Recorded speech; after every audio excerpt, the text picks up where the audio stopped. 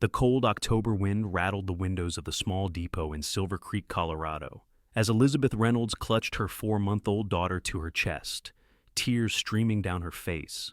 It was 1883, and her life had crumbled around her like the dried leaves scattering across the train platform.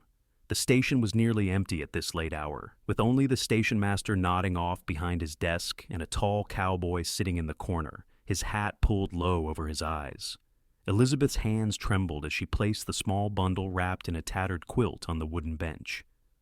Inside her coat pocket was a note explaining that she could no longer care for her baby girl. Her husband was 6 months dead, killed in a mining accident, leaving her penniless and desperate.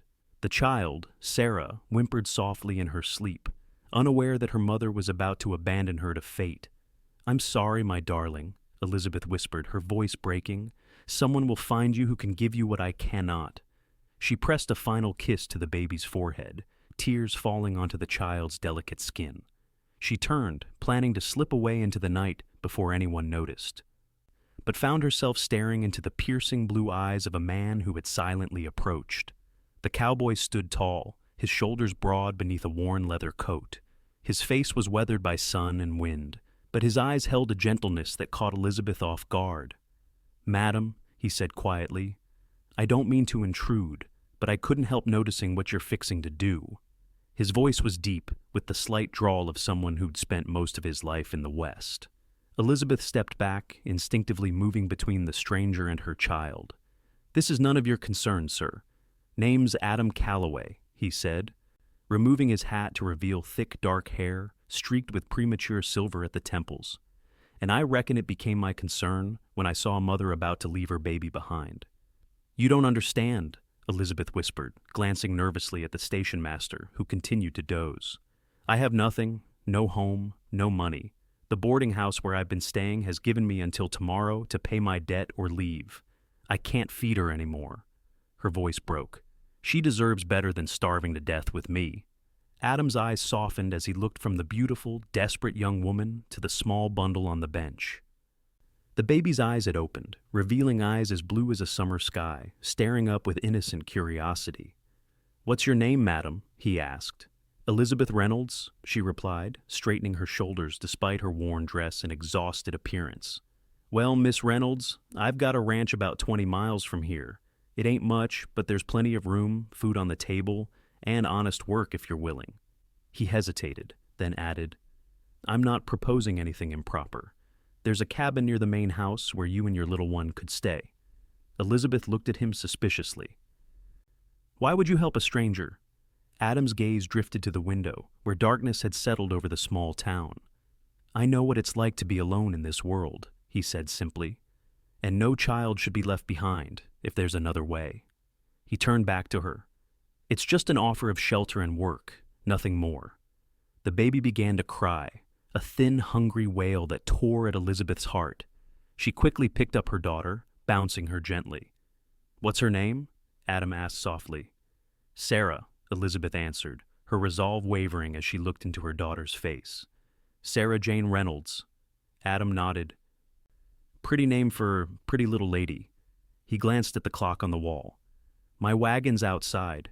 We could be at the ranch before midnight, and you'd both have warm beds and a hot meal." Elizabeth hesitated, her mind racing with the possibilities. This man was a stranger, but there was something trustworthy in his steady gaze. The alternative was leaving her baby to an uncertain fate, or watching her slowly starve. "How do I know I can trust you?" she asked. Adam reached into his pocket and pulled out a silver badge. "I was sheriff in these parts for 5 years before I went back to ranching. Still help the new sheriff when he needs it. Ask anyone in town about Adam Calloway, and they'll vouch for me." The station master stirred, blinking awake and looking over at them. "Everything all right, Adam?" "Just fine, George," Adam replied. "Miss Reynolds and her daughter here might be coming to work at my ranch." George nodded approvingly. "You couldn't find a more honorable man in the territory, miss. My wife's worked as his housekeeper for years, rides out twice a week." Elizabeth looked down at Sarah, who had stopped crying and was watching Adam with curious eyes. "I'll come," she said finally, "but just for work, until I can get on my feet." Adam replaced his hat and nodded. "That's all I'm offering, madam. Let me get your things." "This is all we have," Elizabeth said, indicating the small carpet bag beside the bench. A flash of sympathy crossed Adam's face, but he didn't comment as he picked up the bag. "My wagon's just outside." The night air bit through Elizabeth's thin coat as they stepped outside. Adam's wagon was solid and well-maintained, with a team of 2 strong horses stamping impatiently in the cold. He helped Elizabeth and Sarah into the seat before climbing up beside them and covering their legs with a thick buffalo robe. "It's a bit of a ride," he said, flicking the reins to set the horses in motion, "but we'll be there before you know it." As they left the small town behind, Elizabeth gazed back at the train depot that had nearly become the site of the most desperate act of her life. Sarah had fallen asleep against her chest, her tiny breaths forming small clouds in the cold air. "Thank you," she whispered, not looking at Adam. "You're welcome, Miss Reynolds," he replied, his eyes fixed on the dark road ahead. Everyone deserves a second chance. The journey to Adam's ranch passed mostly in silence, with Elizabeth lost in thoughts of what might have been if Adam hadn't intervened. The baby slept peacefully, bundled against the cold, while Adam occasionally pointed out landmarks barely visible in the moonlight. "There it is," he said finally, as they crested a hill. In the valley below, Elizabeth could make out the dark shape of a large house and several outbuildings. A single lamp burned in one window, like a beacon guiding them home. As they drew closer, Elizabeth saw that the ranch was substantial, not as grand as some she'd seen owned by cattle barons, but impressive nonetheless. The main house was 2 stories, built of solid timber with a wide porch wrapping around the front. Several smaller buildings clustered nearby, including a large barn and what appeared to be bunkhouses for ranch hands. Adam guided the wagon to a stop in front of the main house. "The hands' quarters are over there," he said, pointing to the bunkhouses, "but you and Sarah will stay in the cabin around back. It's where my foreman used to live before he moved to town with his wife." He jumped down from the wagon and came around to help Elizabeth down, careful not to disturb the sleeping baby. "Let me show you to your place, then I'll bring your bag." The cabin was small but sturdy, set about 50 yards behind the main house. Adam opened the door and lit a lamp, revealing a tidy interior with a main room containing a stone fireplace, a small kitchen area, and 2 doors that presumably led to bedrooms. "It's not fancy," Adam said, "but it's clean and weather-tight. Mrs. Holloway, that's George's wife from the station, she keeps it ready for visitors." Elizabeth stepped inside, feeling almost dizzy with relief at the sight of the comfortable space. After weeks of sharing a cramped, drafty room at the boarding house, this cabin seemed like a palace. "This is more than I expected," she admitted. Adam nodded. "Bathroom's outside, I'm afraid, but there's a pump in the kitchen for water. I'll get a fire going for you." While he knelt to build a fire in the hearth, Elizabeth explored the larger of the 2 bedrooms. It contained a decent-sized bed with a quilt that looked handmade, a small dresser, and a rocking chair by the window. The smaller bedroom held a crib. "Did your foreman have children?" she asked, surprised. Adam glanced up from the fireplace where flames were beginning to catch. "No, madam, that was mine when I was a baby. My father built it. I had Mrs. Holloway bring it over when I saw your little one." Elizabeth felt a lump form in her throat at his thoughtfulness. "Thank you." Once the fire was crackling warmly, Adam brought in her carpet bag and a basket covered with a cloth. "Some bread, cheese, and cold chicken for tonight. I'll have Mrs. Holloway bring over proper provisions tomorrow." He stood awkwardly by the door, hat in his hands. "We start early on the ranch. Breakfast is at 6 in the main house if you want to join us, but I understand if you need to rest after your journey. We can talk about work tomorrow." Elizabeth nodded, suddenly exhausted now that the adrenaline of the evening was wearing off. "Mr. Calloway," she said as he turned to leave, "I don't know how to thank you." Adam's face softened slightly. "No need for thanks. Get some rest, Miss Reynolds. You and your daughter are safe here." After he left, Elizabeth placed Sarah in the crib, marveling at how perfectly she fit. The baby didn't even stir as Elizabeth covered her with a soft blanket she found folded nearby. She then sat at the small table and ate some of the food Adam had brought, realizing she couldn't remember when she'd last had a proper meal. Later, lying in the surprisingly comfortable bed, Elizabeth stared at the ceiling. Just hours ago, she had been prepared to abandon her child out of desperation. Now, they were both warm, fed, and safe under the roof of a stranger who asked nothing in return except honest work. For the first time since her husband's death, Elizabeth felt a small spark of hope. Morning arrived with pale sunlight streaming through the curtains and the distant sounds of a ranch coming to life. Elizabeth woke to find Sarah already awake, but lying quietly in her crib, watching the dust motes dance in the sunbeams.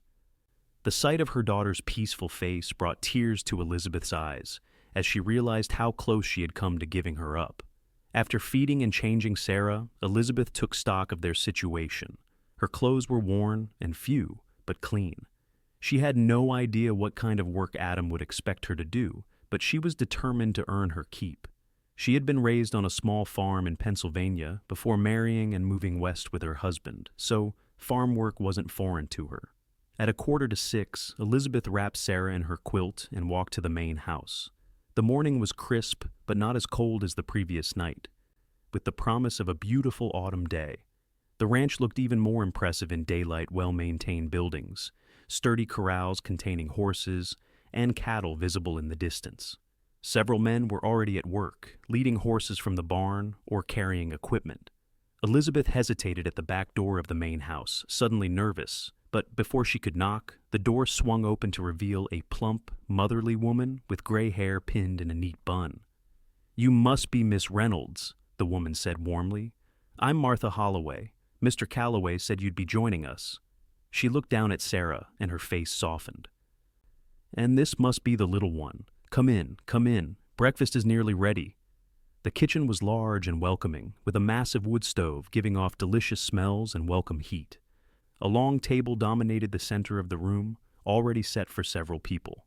"The hands eat in the bunkhouse," Martha explained, "but Mr. Calloway takes his meals here, along with foreman Daniel and his son Timothy, who's learning the business." As if summoned by their names, two men entered the kitchen. The older one, presumably Daniel, nodded politely to Elizabeth. The younger, who looked to be in his early 20s, gave her a friendly smile. "Madam," Daniel said, touching his hat. "Daniel Parker. This is my boy Tim." "Elizabeth Reynolds," she replied. "And this is Sarah." "Mr. Calloway told us you'd be staying a while," Tim said. "Welcome to Calloway Ranch." Martha bustled around, placing platters of bacon, eggs, and biscuits on the table. "Mr. Calloway will be in shortly. He's seeing to a sick calf." True to her word, Adam entered a few minutes later, removing his hat and coat at the door. He looked different in daylight, younger than Elizabeth had first thought, perhaps mid-30s. With strong features and those striking blue eyes that matched the clear Colorado sky. "Miss Reynolds?" he nodded. "I see you've met everyone." "Yes, thank you. You have a beautiful ranch, Mr. Calloway." Adam's expression softened slightly. "Been in my family for 2 generations. My father built it from nothing." He glanced at Sarah, who was watching him with wide eyes from Elizabeth's lap. "Your little one seems bright-eyed this morning." "She slept well," Elizabeth said. "The crib is perfect, thank you."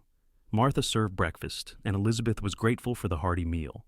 As they ate, Adam explained the workings of the ranch. They ran cattle primarily, but also kept horses, some of which Adam bred and trained himself. There were 20 hands working the ranch, most of them living in the bunkhouses except for a few married men who lived in town. "As for your duties," Adam said, "I thought perhaps you could help Martha with the household tasks. She only comes 3 days a week, and there's plenty to be done." "I can cook and clean," Elizabeth said quickly. "I'm a good seamstress too, and I know something about garden work." Adam nodded. "That would be appreciated." "The vegetative garden's been neglected since my mother passed 5 years ago." "If I may ask, Mr. Calloway," Elizabeth said hesitantly, "what happened to your wife? I assume there's a Mrs. Calloway?" A shadow passed across Adam's face. "Never married, Miss Reynolds. Been too busy with the ranch, I suppose." Martha exchanged a quick glance with Daniel that Elizabeth couldn't interpret. "Well," Martha said brightly, changing the subject, "I'll show you around the house after breakfast, dear, and we can discuss your duties." The main house was spacious but not ostentatious, with practical furnishings and a few quality pieces that Elizabeth guessed had belonged to Adam's parents. There were 4 bedrooms upstairs, though only Adam's showed signs of occupation. Downstairs, besides the kitchen, there was a dining room, a study lined with bookshelves, and a comfortable sitting room. "It's a lot for one man," Martha commented as they finished the tour. "He rattles around in here like a pea in a drum. The house needs a woman's touch, if you ask me." Elizabeth wasn't sure how to respond to that, so she changed the subject. "What can I start with today?" Martha set her to dusting and polishing the furniture in the sitting room, tasks Elizabeth could manage while keeping an eye on Sarah, who contentedly played on a blanket nearby. The work was straightforward, and Elizabeth found herself relaxing as the morning wore on. This was honest labor, not the desperate scrambling of recent months. At midday, Adam returned to the house for dinner, the main meal served at noon. Elizabeth had helped Martha prepare a hearty stew and freshly baked bread. Adam seemed surprised by Elizabeth's presence at the table, but not displeased. "How are you settling in?" he asked as they ate. "Very well, thank you," Elizabeth replied. "Mrs. Holloway has been most helpful." "Martha's been with us since I was a boy," Adam said. "Don't know what I'd do without her." "Starve, most likely," Martha retorted good-naturedly. "Or live on nothing but coffee and beef jerky." A ghost of a smile touched Adam's lips, and Elizabeth realized it was the first time she'd seen his expression lighten since meeting him. After dinner, Martha announced she needed to head back to town. "George will be expecting me. I'll be back day after tomorrow, Miss Reynolds." "You can manage until then?" Elizabeth assured her she could, and Martha departed after giving Adam a list of things that needed attention in the house. Adam disappeared back to his work, and Elizabeth spent the afternoon exploring the kitchen and pantry, taking inventory of supplies and planning meals.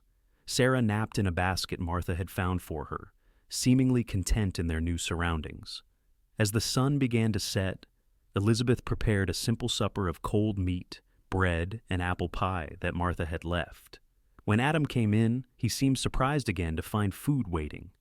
"You didn't need to cook tonight," he said, washing his hands at the kitchen sink. "It's no trouble," Elizabeth replied. "It's the least I can do for your kindness." They ate in relative silence, the only sounds being the ticking of the clock and Sarah's occasional gurgles from her basket. Elizabeth found herself studying Adam when he wasn't looking the strong line of his jaw, the capable hands that handled the delicate china coffee cup with surprising gentleness, the way his eyes seemed to hold secrets behind their blue depths. "Tell me about yourself, Miss Reynolds," Adam said suddenly, breaking the silence. "Where are you from originally?"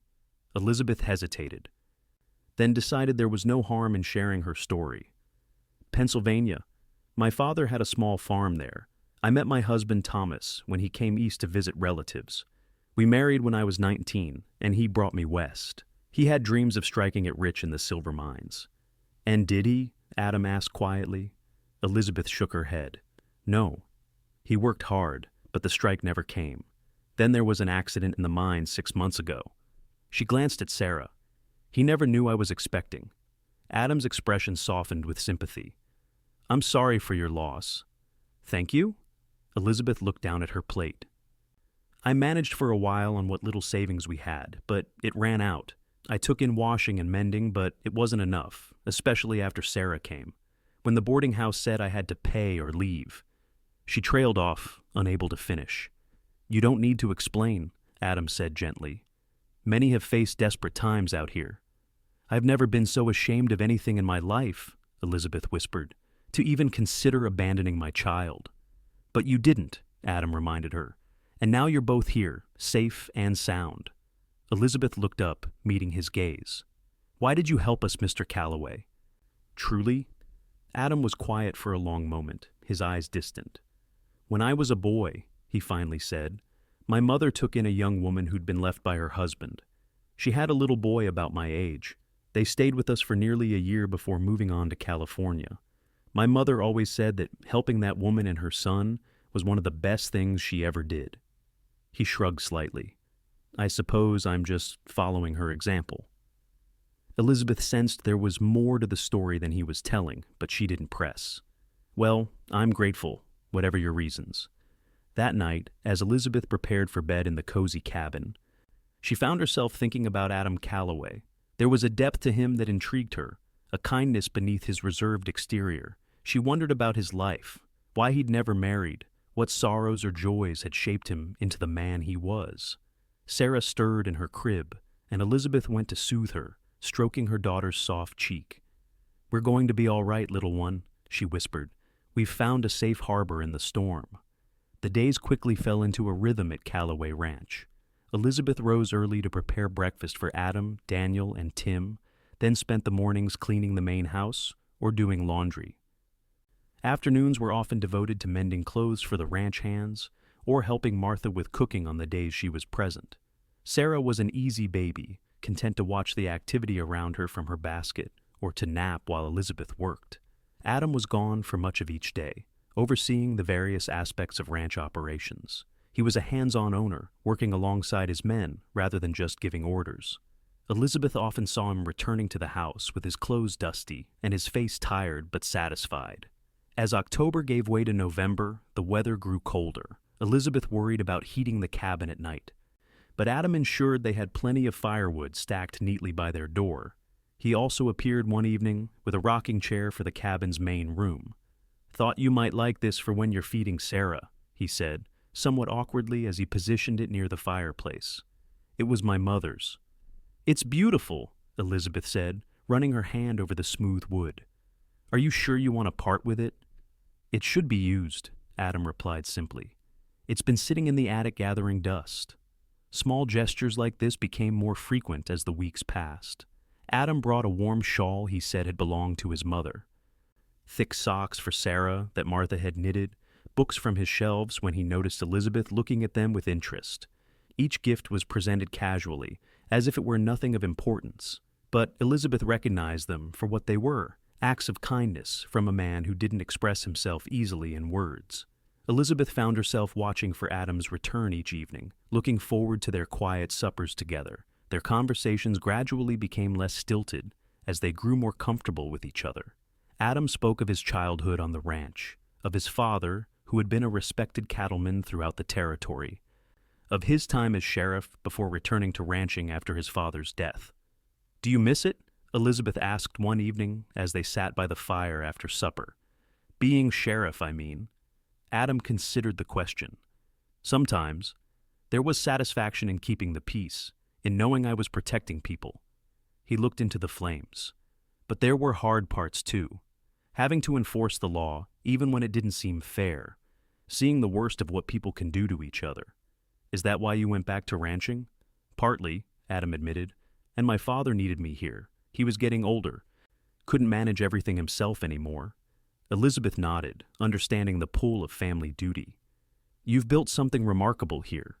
A hint of a smile touched Adam's lips.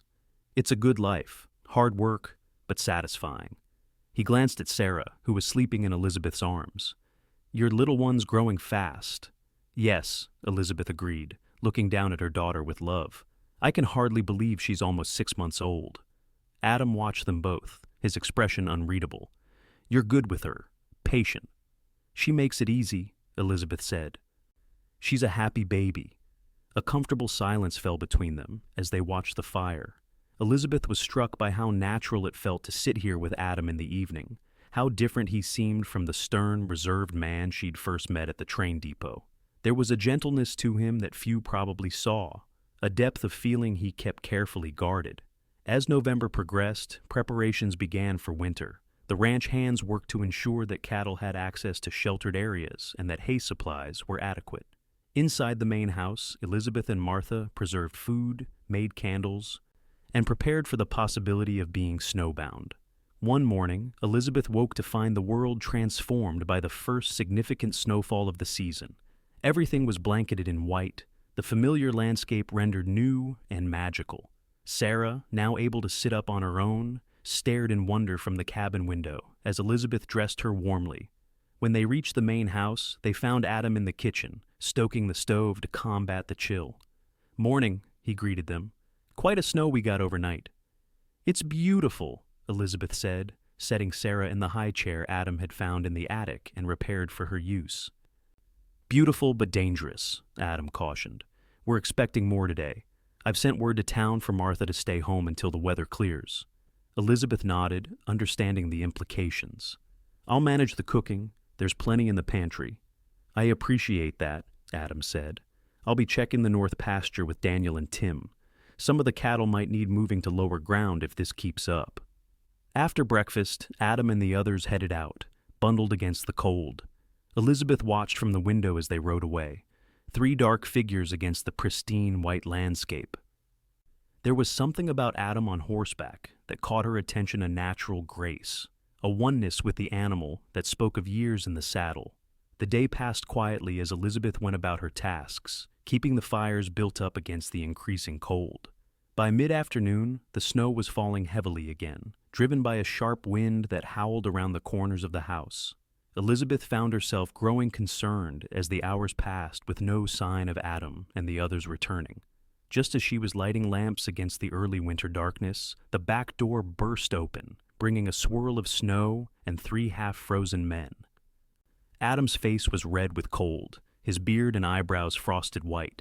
"Thank God you're back safely," Elizabeth exclaimed, helping them remove their snow-covered coats. "I was beginning to worry." "Got caught by the storm," Adam explained, his voice rough from the cold. "Had to bring some stranded cattle down from the high meadow." Elizabeth immediately set about preparing hot coffee and warming the stew she had simmering on the stove. Daniel and Tim thawed by the fire, while Adam went to change his wet clothes. When he returned, Elizabeth noticed he was moving stiffly, favoring his right side. "Are you hurt?" she asked quietly as she handed him a cup of coffee. Adam shook his head dismissively. "Old injury acts up in the cold. Nothing to worry about." Elizabeth wasn't convinced, but didn't press the issue. After dinner, Daniel and Tim headed to their quarters, but Adam lingered in the kitchen as Elizabeth cleaned up.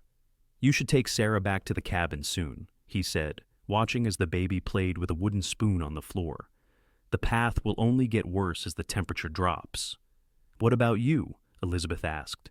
"You should rest that side of yours." Adam gave her a surprised look. "I'm fine, Miss Reynolds." "Elizabeth," she corrected him gently. "After all these weeks, I think you can use my given name." A slight smile touched his lips. "Elizabeth, then, and I'm Adam." "Well, Adam," she said, emboldened by the small victory, "I think you're more injured than you're letting on. I saw you wince when you reached for the bread." Adam's expression closed slightly. "It's an old injury from my sheriff days. Took a bullet during a bank robbery. Doctor couldn't get it out, so it troubles me sometimes, especially in cold weather." Elizabeth's eyes widened. "You were shot?" "Hazard of the job," Adam said with a shrug that he immediately seemed to regret. "Let me help," Elizabeth offered. "My father had rheumatism. I used to prepare hot compresses for him." Adam looked as if he might refuse, but another twinge of pain made him reconsider. "If it's not too much trouble." Elizabeth quickly heated water and prepared compresses, directing Adam to sit by the fire in the sitting room. With Sarah contentedly playing on a blanket nearby, Elizabeth gently applied the hot cloths to Adam's shoulder and side. "This is exactly where it hurts?" she asked, her hands hovering over his right shoulder. Adam nodded, his face tight with discomfort. The bullets lodged near the shoulder blade. As Elizabeth worked, she couldn't help noticing the strong lines of Adam's jaw, the way his eyelashes cast shadows on his cheeks in the firelight. There was something intimate about tending to him this way, about being trusted with his pain. "You have a gentle touch," Adam said quietly after a while. "That feels better." Elizabeth felt her cheeks warm at the compliment. "I'm glad I can help. You've done so much for Sarah and me." Adam's blue eyes met hers. "You've earned your keep and more." "The house hasn't been this well run since my mother was alive." The comparison to his mother surprised Elizabeth. From everything Adam had said, it was clear he had deeply respected and loved her. "That's high praise indeed." "It's the truth," Adam said simply. Later, when the worst of the pain seemed eased, Adam insisted on walking Elizabeth and Sarah back to their cabin, despite the snow and his injury. The night was clear now, the storm having passed, leaving a pristine blanket of white that glittered in the moonlight. "It's beautiful," Elizabeth breathed, pausing to look up at the star-filled sky. Adam followed her gaze. "One of the things I love about ranching, you never lose sight of nature's wonders." At the cabin door, Elizabeth turned to thank him for the escort, but the words died on her lips at the expression on Adam's face. He was looking at her with a warmth she hadn't seen before, his usual reserve softened by something new. "Good night, Elizabeth," he said softly. "Sleep well." "Good night, Adam," she replied, her heart suddenly beating faster. That night, as Elizabeth lay in bed listening to Sarah's soft breathing from the crib, she found herself thinking about Adam in a way she hadn't allowed before. The warmth in his eyes, the gentleness beneath his stern exterior, the strength and integrity that seemed to define him, all these things were beginning to matter to her in ways that went beyond gratitude. The realization both thrilled and frightened her. She had come here for sanctuary, not to lose her heart to the man who'd offered it. Yet she couldn't deny the flutter in her chest when he smiled at her, or the comfort she felt in his presence. "What am I doing?" she whispered to the darkness. Thomas had been dead barely a year. Was it disloyal to feel this way about another man? And even if it wasn't, what made her think Adam saw her as anything more than a responsibility he'd taken on, a woman and child he'd rescued out of kindness? Yet the memory of his eyes in the moonlight, the way he'd looked at her at the cabin door, gave her pause. Perhaps she wasn't imagining the connection between them. The following weeks brought a temporary thaw, allowing ranch operations to continue and Martha to return to her duties at the main house. Christmas preparations began, with Martha directing the decoration of the house and the planning of holiday meals. Elizabeth threw herself into these activities, sewing small gifts for Martha and the other ranch workers, and helping to bake the traditional cookies and breads that Martha insisted were essential to a proper Christmas celebration. Adam seemed to watch these preparations with a mixture of amusement and appreciation. "The house hasn't been this festive in years," he commented one evening, as Elizabeth hung evergreen boughs along the staircase. "Christmas should be special," Elizabeth replied, "especially for children." She glanced at Sarah, who was now crawling energetically around the sitting room floor under Martha's watchful eye. "Did you have happy Christmases as a child?" Adam asked, handing her another length of greenery. Elizabeth smiled at the memory. "Yes, very. My father wasn't a wealthy man, but he made sure Christmas was magical. He'd carve new animals for my menagerie each year. I had quite a collection by the time I left home." A thoughtful expression crossed Adam's face. "And what about you?" Elizabeth asked. "Were your Christmases happy?" "My mother made them so," Adam said. "Even during lean years, she'd find ways to make the day special. My father wasn't much for celebrations, but he'd unbend a bit at Christmas for her sake." As the conversation turned to childhood memories, Elizabeth realized how much Adam had opened up over the past weeks. The reserved man who had first offered her shelter was still there, but he now shared more of himself, allowed more glimpses of the person behind the responsible rancher. One afternoon, a week before Christmas, Elizabeth was in town with Martha, purchasing final supplies for the holiday. Sarah, bundled against the December chill, attracted admiring glances from the shopkeepers and customers, her sunny disposition winning hearts everywhere they went. "Mrs. Peterson wants to know if you and Sarah will be at the Christmas Eve service," Martha said as they left the general store. "The whole town comes, and there's singing and treats for the children afterward." Elizabeth hesitated. "I'm not sure. Would Mr. Calloway expect us to attend?" Martha smiled knowingly. "Adam always goes. It was important to his mother, and he keeps up the tradition. I'm sure he'd be pleased to have you both there." The thought of attending the service with Adam, of being seen alongside him in such a family-oriented gathering, made Elizabeth's heart beat faster.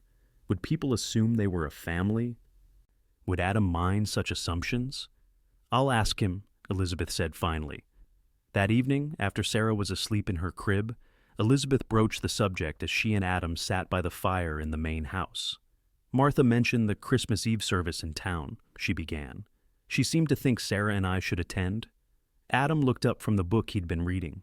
"It's a nice tradition. The whole community gathers, even those who aren't regular churchgoers." "Would you mind if we came along?" Elizabeth asked carefully. "I wouldn't want to intrude on your custom." A warmth filled Adam's eyes. "It wouldn't be an intrusion at all. In fact, I'd be honored to have you both there." The sincerity in his voice made Elizabeth's breath catch. "Then we'll come?" Adam nodded, then reached for something beside his chair. "I was going to wait until Christmas, but perhaps now is a good time." He handed Elizabeth a small package wrapped in brown paper. "What's this?" she asked, surprised. "Open it and see," Adam encouraged her. Inside the paper was a small carved wooden horse, exquisitely detailed and sanded smooth. "It's beautiful," Elizabeth breathed. I thought Sarah might like it, Adam said, a touch of uncertainty in his voice. I know she's too young for toys like this yet, but someday... The fact that he was thinking of Sarah's future, that he'd taken the time to make something with his own hands for her, touched Elizabeth deeply. You made this yourself? Adam nodded. In the evenings, my father taught me whittling when I was a boy. Elizabeth ran her fingers over the smooth wood, touched by the gift and what it represented. Thank you. She'll treasure it someday, knowing it came from you. Adam's eyes held hers for a long moment. I've been thinking, Elizabeth. Whatever he was about to say was interrupted by a knock at the door. Daniel appeared with news about one of the pregnant mares, and Adam was called away to the stables. Elizabeth returned to her cabin that night, wondering what Adam had been about to say.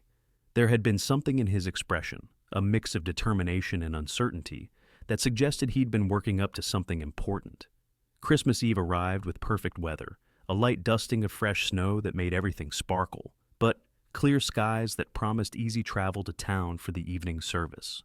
Elizabeth dressed Sarah in her best gown, a small white affair that Martha had helped her sew, and put on her own best dress, a dark blue wool that had been recently altered to fit her slimmer, post-baby figure. Adam appeared at their cabin door promptly at 4 o'clock, dressed in what was clearly his Sunday best. A dark suit, crisp white shirt, and polished boots. His hair was neatly combed, and he'd trimmed his beard. The sight of him made Elizabeth's heart skip a beat. You look lovely, he said, his eyes taking in her appearance with evident appreciation. Both of you? Thank you, Elizabeth replied, feeling herself blush.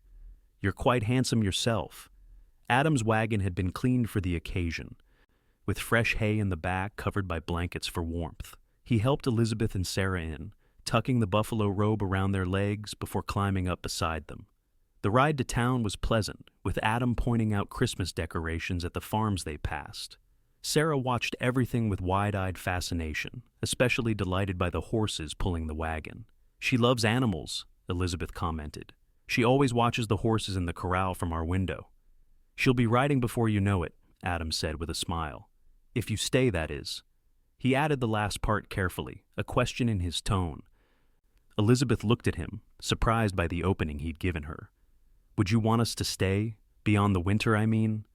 Adam kept his eyes on the road, but his hands tightened slightly on the reins. I've grown accustomed to having you both around. The house feels more like a home with you in it. It wasn't quite a declaration, but it was more than he'd said before about their future at the ranch. Elizabeth felt hope bloom in her chest. We've been happy here, she said softly. Happier than I thought possible after Thomas died. Adam glanced at her then, his blue eyes serious. I'm glad of that. The church in Silver Creek was filled to capacity when they arrived, with families from miles around gathered for the service. Elizabeth felt nervous as they entered, aware of curious glances from townspeople who didn't know her. Adam seemed to sense her discomfort and placed a reassuring hand at the small of her back, guiding her to a pew near the front. The service was beautiful, with carols sung by children's voices and the familiar Christmas story read by the minister. Sarah sat quietly on Elizabeth's lap, occasionally reaching toward the candles that lit the small church.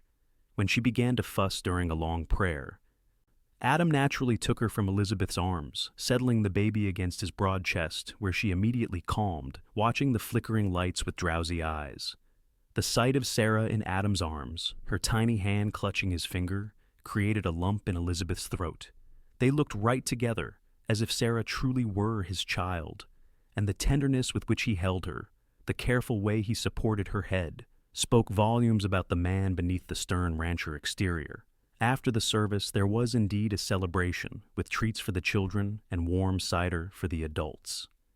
Elizabeth was introduced to what seemed like the entire town, including the current sheriff, who greeted Adam with obvious respect. So, this is the young lady and her baby you took in, the sheriff said, looking Elizabeth over with kind eyes. Adam told me about finding you at the depot that night. Elizabeth felt a flash of shame at the reminder, but the sheriff's next words surprised her. It takes courage to accept help when you need it, madam. Many wouldn't have. They'd have made a choice they'd regret forever. Sheriff Thompson has a way of seeing to the heart of things, Adam said quietly, still holding Sarah, who had fallen asleep against his shoulder. "Well, you two make a fine family," the sheriff said with a smile. "Doesn't surprise me one bit that Adam stepped up. Always had a soft spot for those in need, especially little ones." Before Elizabeth could correct the assumption that they were a family, the sheriff was called away by his wife. She looked up at Adam, expecting him to be uncomfortable with the misconception, but he seemed untroubled. "People will talk," he said simply. "Best not to worry about it." The ride home was peaceful, with Sarah sleeping in Elizabeth's arms and the stars brilliant overhead. Adam seemed thoughtful, occasionally glancing at Elizabeth and Sarah before returning his gaze to the road. As they approached the ranch, snow began to fall again, large, gentle flakes that drifted down in the lantern light.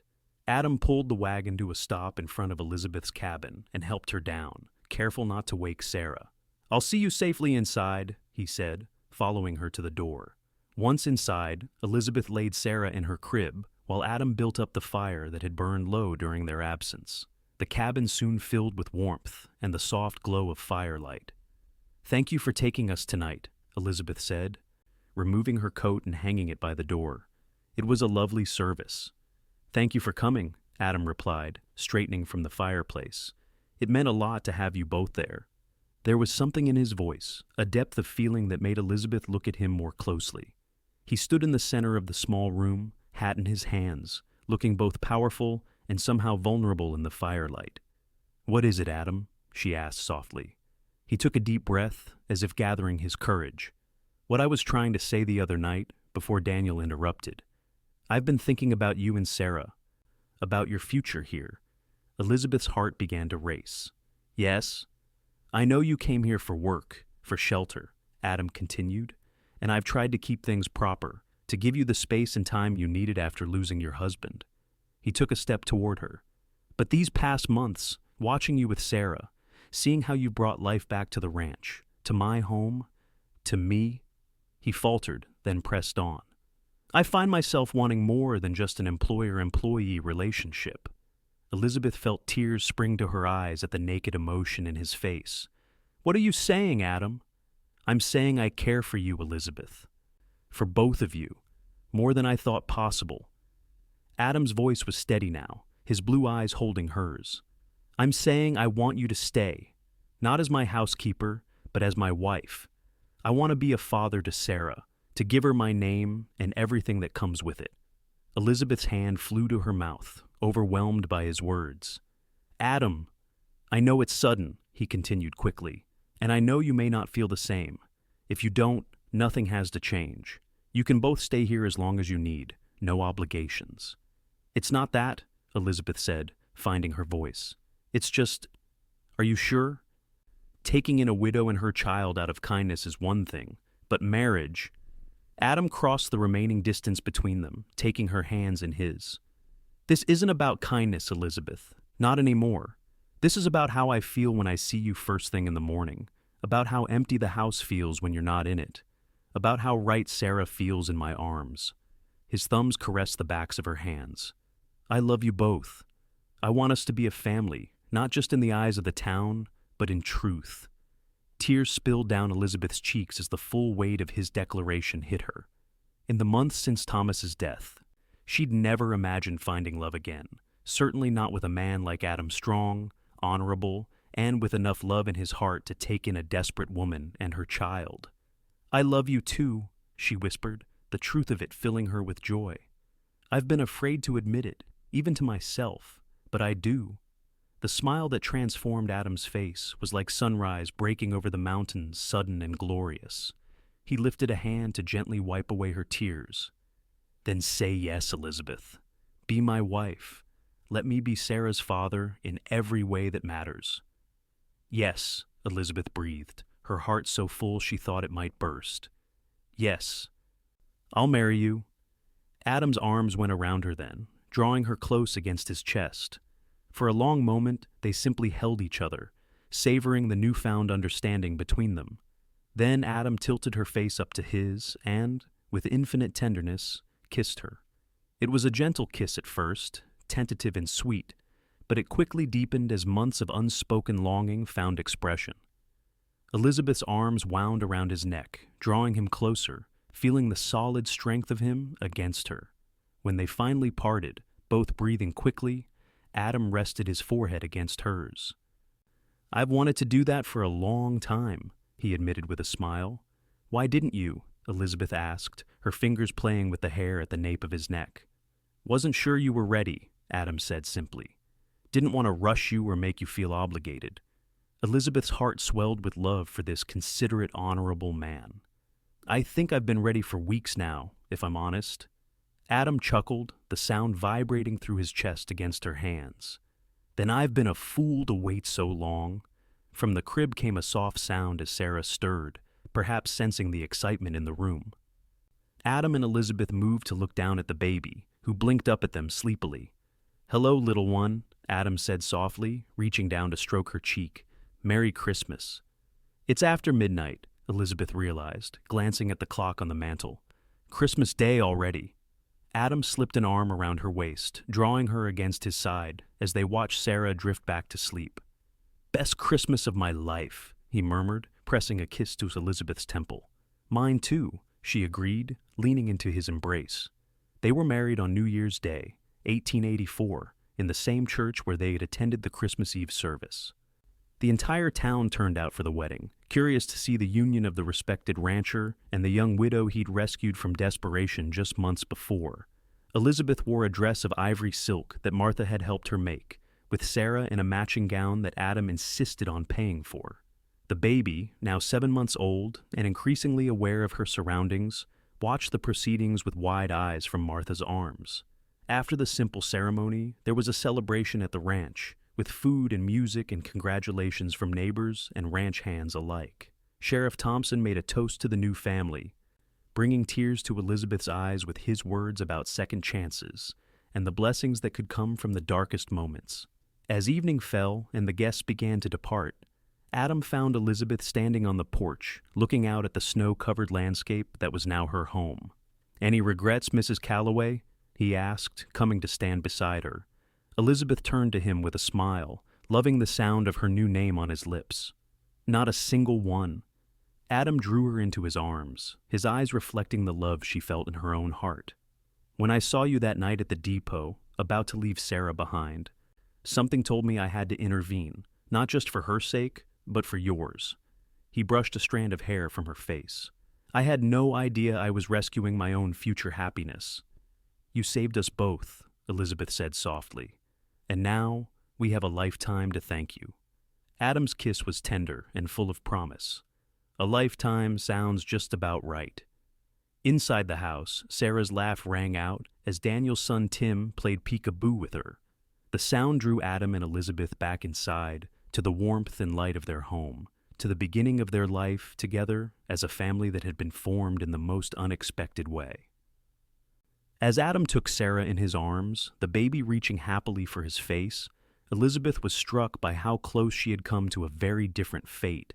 If Adam hadn't been at the depot that night, if he hadn't spoken up, if he hadn't offered them sanctuary, but he had.